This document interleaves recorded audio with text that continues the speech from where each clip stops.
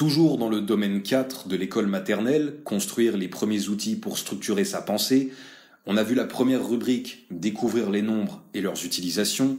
Voici la deuxième rubrique, explorer des formes, des grandeurs, des suites organisées. 5 attendus de fin de cycle.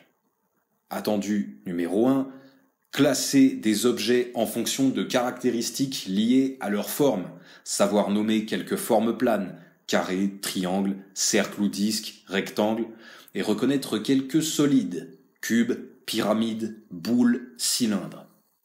Deuxième attendu, classer ou ranger des objets selon un critère de longueur ou de masse ou de contenance.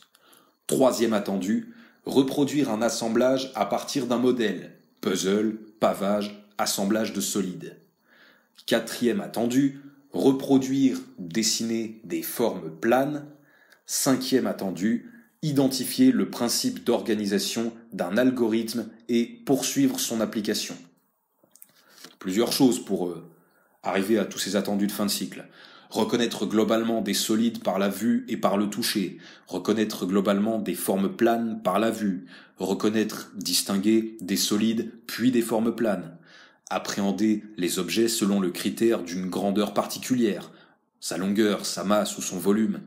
Comparer deux objets selon une seule de ces grandeurs, lorsque cela est possible, en ayant recours à un troisième objet de référence pour pouvoir faire cette comparaison.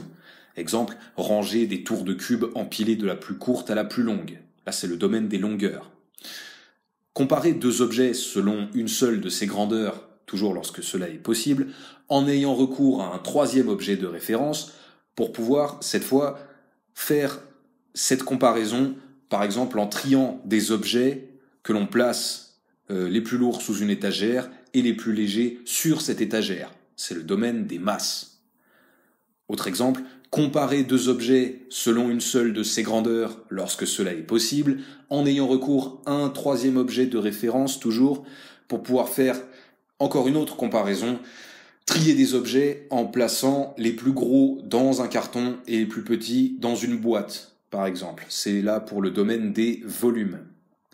Comparer deux objets selon une seule de ces grandeurs lorsque cela est possible, en ayant recours à un troisième objet de référence pour pouvoir faire cette comparaison. Dernier exemple, choisir des formes en vue de recouvrir une surface. Là, c'est le domaine des aires. Appréhender la notion d'alignement, organiser des suites d'objets en fonction de critères de forme et de couleur à partir d'algorithmes simples, reconnaître un rythme dans une suite organisée, continuer cette suite, inventer des rythmes entre guillemets de plus en plus compliqués, et puis compléter des manques dans une suite organisée.